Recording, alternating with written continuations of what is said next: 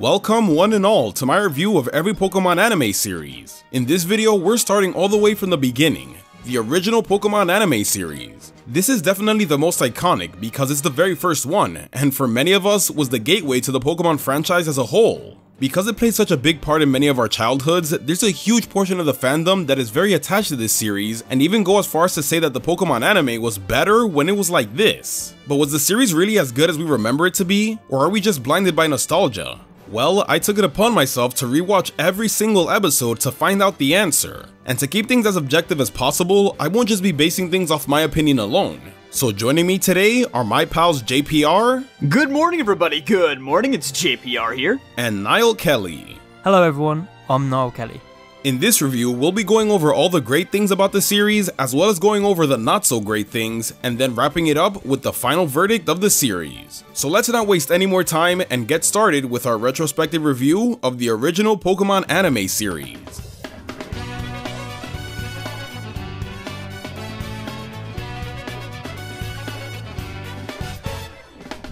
To kick things off, I want to talk about one of the best things about the original series, and it's the portrayal of Ash's growth as a trainer. This is where he officially becomes a Pokemon trainer, so he's starting from square one. A lot of his Kanto journey is about introducing the Pokemon world to not only him, but to us, the audience. So it's through Ash where we learn about battles, type matchups, everything. Now of course at first he wasn't too great. I mean, like half of his gym battles weren't even legit wins, but by the time he reaches the Indigo League, you'll notice that he somewhat has the basics down and knows what he's doing. For the most part. That's already quite the change considering he was pretty bad in the beginning. You'll even notice his growth through Pikachu. Of course we all know that in the beginning Pikachu had zero respect for Ash, but even after the duo overcomes their rocky start, you'll notice that Pikachu was kind of a wimp and refused to battle a lot of the time. However, as the series progressed, it slowly started to toughen up and become Ash's most reliable Pokemon in Kanto. Then we get to the Orange Islands, which only improved on what he started in Kanto, but more on that later. And finally, we finish off with Johto, where Ash is able to get legit gym battle wins and even defeats his rival Gary. The difference between Ash in the start of the series and Ash at the very end is day and night, and honestly, it's all due to the fact that the original series had the benefit of covering 2 Pokemon generations. Every series after this, prior to Pokemon Journeys of course, typically only focuses on one main region before passing the torch to the next. What's great about the original series is that it has Ash go through Kanto, the Orange Islands, and Johto, so he has way more experiences in this series than in any other. This was really the foundation for Ash Ketchum's character, and it's what made him an even better trainer in the following series. Another entertaining aspect of the original series is the dynamic of our main cast, Ash, Brock and Misty. This was the first ever group of friends that we got. They taught us exactly how the Pokemon anime creates such strong bonds between Ash and his companions for years to come. Whether you enjoyed the original series or not, I think almost everyone comes to appreciate the bond between the original trio, because they started it all. Although Misty and Brock might not have had much development in the original series, they still had a great chemistry with Ash. He was a rookie trainer who needed guidance, and he got the support he needed from Brock and Misty. He met Misty in the first episode, and despite them not getting along at first, they came to develop a strong friendship. Misty would constantly mock and tease Ash for not knowing what he was doing, but it worked. Misty was a gym leader at the Cerulean Gym, so she had a lot more experience than Ash to begin with, and even she helped him grow as a trainer, in her own way. And then came Brock, the first ever gym leader that Ash came up against. And we all love Brock. He's the caring, lovable guy that anyone would want around in a sticky situation. Well, except for Nurse Joy. He was really the glue that held the original series together, making sure Ash and Misty aren't fighting too much, and making sure everyone is fed. We see in one episode where Brock falls sick, just how much they depend on him. The main reason the fans get so hyped every time Brock and Misty return is because of how much they are loved in the original trio. And us fans will always look back at them with nostalgia and remember some really great moments between them. Now, even though Ash kinda sucked in the beginning, arguably one of the strongest aspects of the original series was the Kanto leg of the journey, believe it or not. Things were a lot different back then. Nobody expected the Pokemon anime to last more than a year or two at most. As a result, we got a much better paced story with Ash getting all of his badges and making his way through the Indigo League in only 80 episodes. This meant substantially less filler than your average Pokemon season, but even then the filler that we did receive was really good. So many of Kanto's most memorable episodes were in fact fillers, like Island of the Giant Pokemon, the Ghost of Maiden's Peak, the Flame Pokemon-a-thon, and Showdown at Dark City. And a big reason as to why these episodes stick out is how they're written. They're corny, ridiculous, and just what you want to see happening in a Pokemon world. It's like the writers knew all the right scenarios to put Ash and his friends in.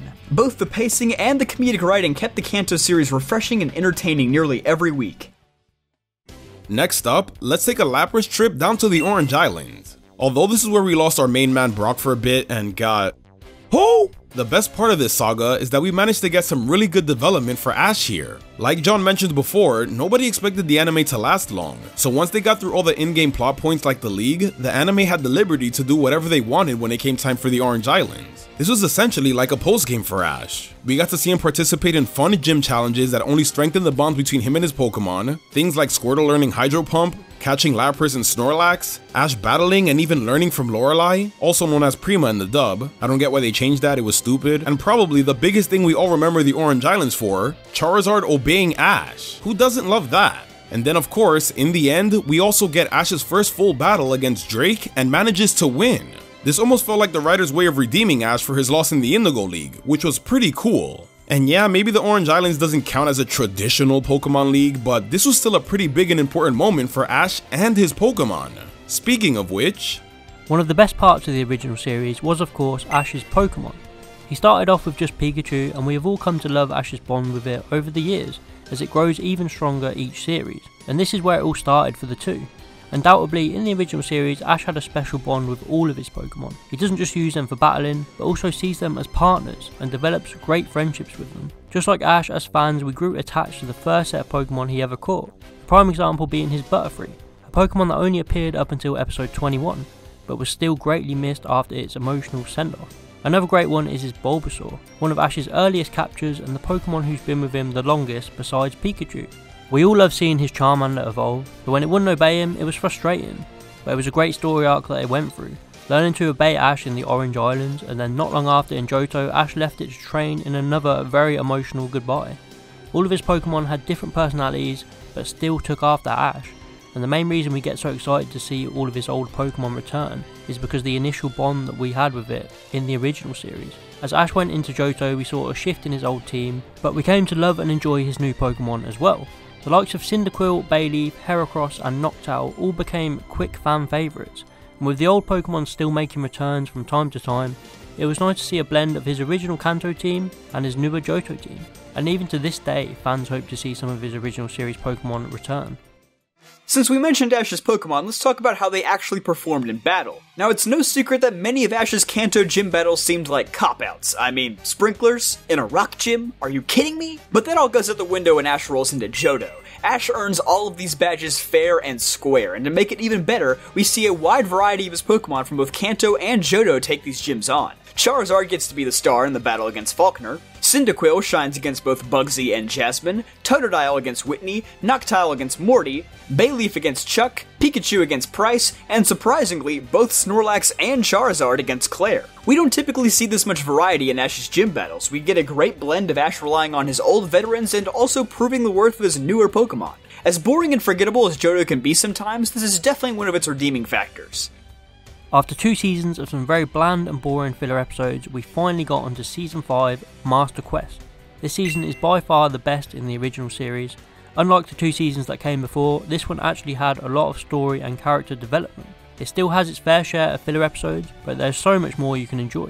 It starts off strong with the Whirl Islands. Now this arc isn't perfect, but it still has some very strong episodes.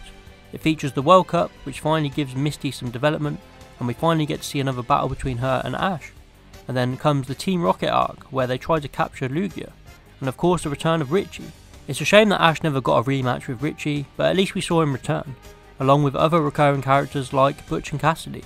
There's even the second Team Rocket focused saga, including Lance and the Lake of Rage, which debuts the Red Gyarados, which we have seen return in Pokemon Journeys. This season also has a lot of development for gym leaders.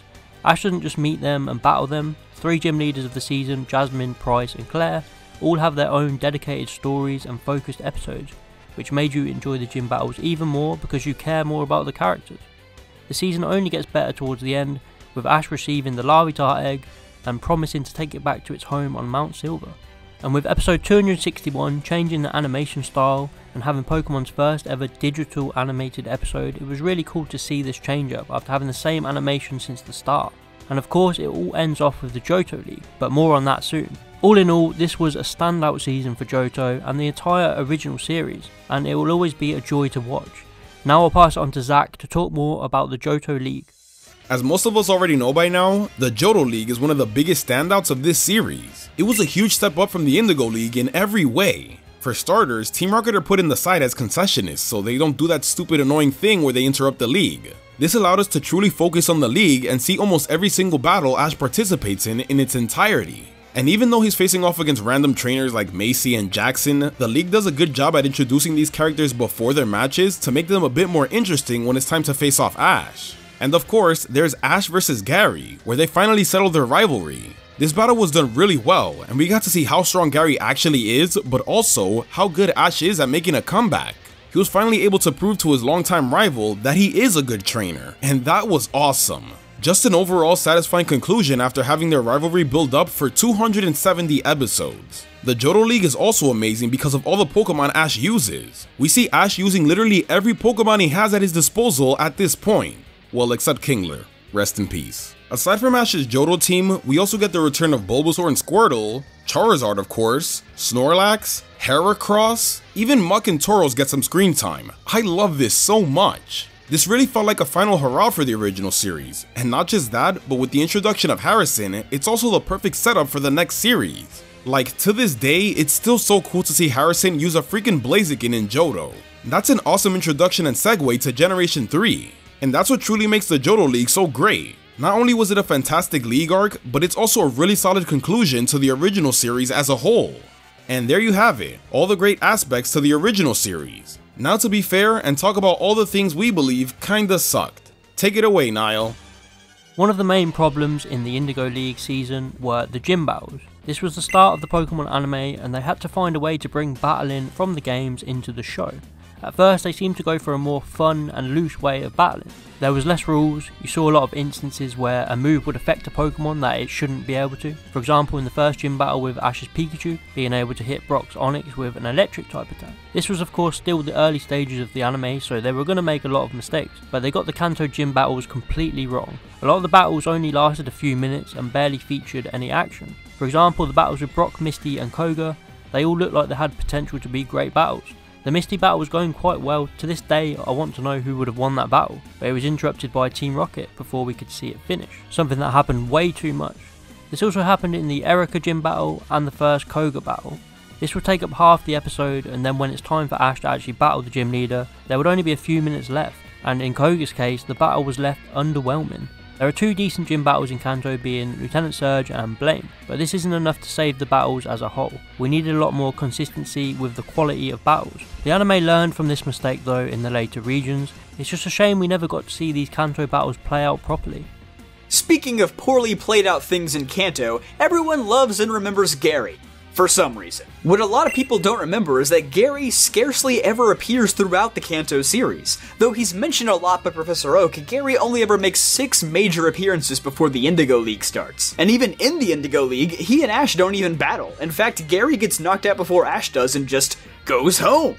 And while we're on the topic of the Indigo League, who are these people that Ash faces? He doesn't meet up with any of the trainers from earlier in the series that he promised to battle again. He basically just fights a bunch of nobodies. And who could forget that incredibly anticlimactic ending where Charizard just falls asleep and it's ruled as a forfeit? This was everything that Ash's journey had led to, and the results were more than disappointing. At the very least, we got to see some of his underused Pokemon shine, like Kingler and Muck, but other than that, the battles weren't amazing. But anyways, getting back to Gary, the two of them don't even have a battle until episode 116 after Ash comes home from the Orange Islands. For such a beloved rival of Ash, that's a startling lack of interaction between them. Things get a lot better down the line in Johto, but as for the Kanto series, Gary left a lot to be desired. Now you know what else was left to be desired? Brock and Misty. Don't get me wrong, I love them, and I'm sure most people who grew up with the original series would tell you the same, but looking back, you'll notice that Brock and Misty don't really do anything. In every other series, there's at least one companion that has a definitive goal we see them actively working towards alongside Ash. But in the original series, Brock and Misty don't have much to do. For Brock, it wasn't too bad. Sure, his goal is to be the best breeder, and we do get a couple of breeder-focused episodes, but his true purpose has always been to be the knowledgeable secondary character who gives vital tips to the newbie Ash. and to be his personal cook, so he's not that bad, I guess. Misty, however, definitely had it the worst. In the start of the series, it's never really established what her goal is. All she really did is nag about her bike and gave Ash crap 90% of the time, and then eventually took a chill pill once Togepi came along. That's not really interesting. We know she specializes in water types, but it isn't until the Whirl Islands, in the final season of the series, that it's fully established that Misty's ultimate goal is to be a water Pokemon master. Would have been nice to know sooner. Because of this, a good chunk of the last season has episodes dedicated to developing Misty and her goal, which yes, it is a good thing, but at this point it's a little too late to make her interesting because she's almost leaving. Where were all of these character focused episodes in the first 4 seasons? There were barely any. Because Brock and Misty didn't get much focus or development, the series is forced to mostly rely on Ash for its interesting episodes. And it makes sense since he's the main character, but the problem with solely relying on Ash is that when he isn't the main focus of an episode, 9 times out of 10, we're gonna be greeted with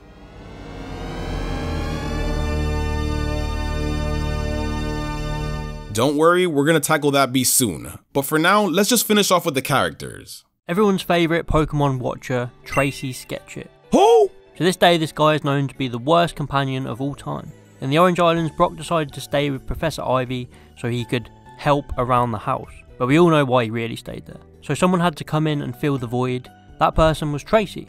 I think the main problem that a lot of the fans have with Tracy is that he was directly brought in to take Brock's place, but he was forever in Brock's shadow. We always knew whenever Brock came back, Tracy would be forgotten about. He had similar character traits, being a nice, responsible guy who takes care of people. He was also a Pokemon watcher, so just like Brock, he knew a hell of a lot about Pokemon. Tracy was only around for the Orange Islands arc, and after it was done, it just felt a bit pointless. Like his character really wasn't that important. Sure, he had some cool Pokemon like his Scyther, but not really much was done with it. There was a lot of wasted potential. I definitely think Tracy gets way too much hate, but I can also understand why people don't like him. He doesn't really have much going for him. He's just a blander version of Brock. After the Orange Islands, he becomes Professor Oak's assistant, and every fan rejoices that he won't be going to Johto with Ash and Misty, but instead Brock will return. It was a very small period of time that Tracy was with Ash, but will always be remembered as one of the worst parts of the original series. And to this day, Tracy remains somewhere at Oak's lab. We haven't seen him since Black and White, so who knows, maybe Oak fired the guy.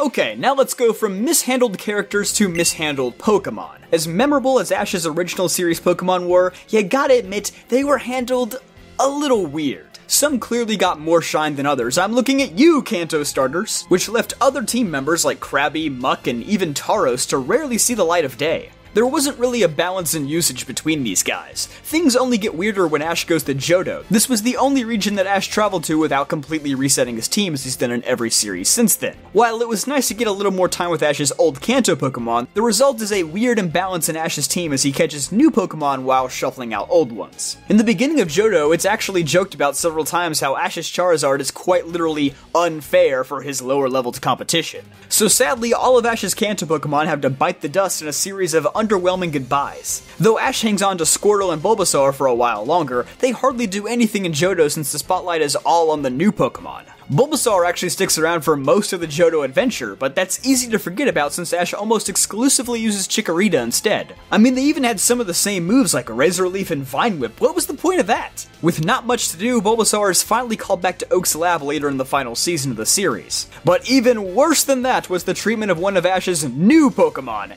Heracross. Heracross was Ash's first new Pokemon captured in Johto, but he gets shafted incredibly fast. It's a shame because it had a lot of potential. Heracross gets one notable battle against Shingo's Caesar early in the series, before it's hastily shipped off to Oak's lab in exchange for one of Ash's Tauros who he uses for all of 5 minutes. Heracross then never appears again until the Johto League begins. Things finally get settled around the second half of Johto, but for a large portion of the series, Ash's core team is a complete mess.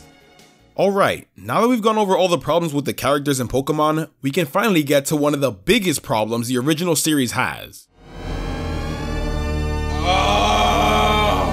My god, does this series have so much filler? Now there's nothing wrong with filler, as it can be quite enjoyable when done right. In fact, like John said earlier, the original series has its good share of fun and interesting filler. In Kanto. After that, the filler just gets worse and worse as the series goes on. The Orange Islands is where we get our first batch of really bad and boring filler episodes, but the arc is pretty short so we get through those fast. But when we get to Johto, Mother of God, why?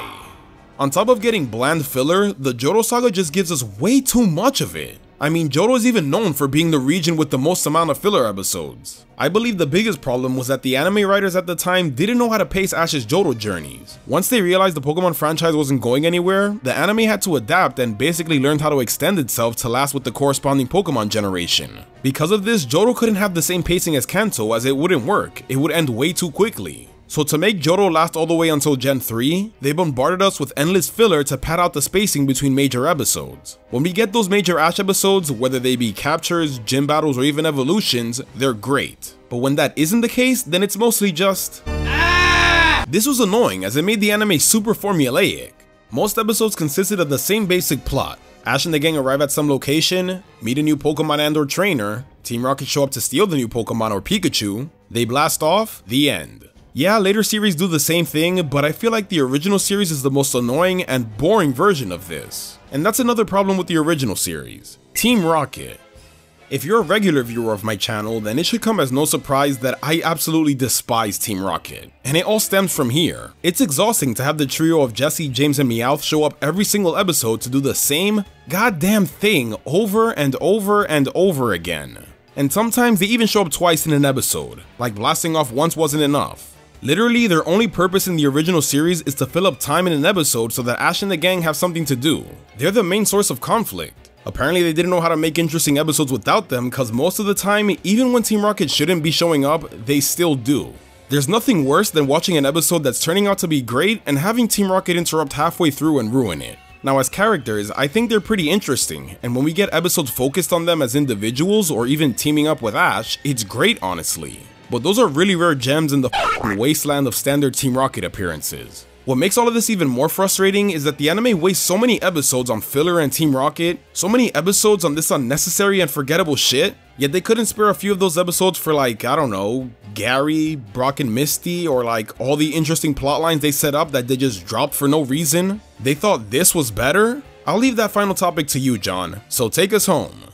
You got it, Zach. The infamous pacing of Johto wasn't the region's only issue. The Johto journeys also teased many things that simply never happened but should've. The obvious example is the GS Ball from the Orange Islands, an incredibly secret sealed Pokeball that Ash was responsible for looking after. It seemed like the mystery of the GS Ball would finally be solved when Ash took it to Kurt, the Pokeball expert from Azalea Town, who also happens to live next to the forest where Celebi appears. That being significant because we now know that the GS Ball was meant to contain a Celebi that Ash would travel with throughout the series before it was decided that Celebi would simply star in the 4th movie instead. There's even an episode in early Johto reminding us of the GS Ball's importance where a group of Quagsire attempt to steal it. Other legendary Pokemon get the short end of the stick in Johto as well. Suicune is the first Pokemon Ash encounters when he enters the Johto region, but that ends up leading to pretty much nothing. Suicune does briefly reappear later in the series, but it has more to do with Eugene than Ash. Ho-Oh is also mentioned several times throughout Johto, but doesn't make a physical appearance until the very last episode. Raikou even gets a brief cameo appearance, but never appears afterward. Discounting the movies, Lugia is essentially the only legendary Pokemon who got any spotlight in the Johto series. Then we have characters like Casey who appear throughout the Johto series, but then are conspicuously absent at the League. Richie appears during the Lugia arc, but even he skips out in the Johto League as well. And like I mentioned earlier, Ash meets a bunch of potential rivals that promise to face him later on in the League, but just disappear from the series altogether.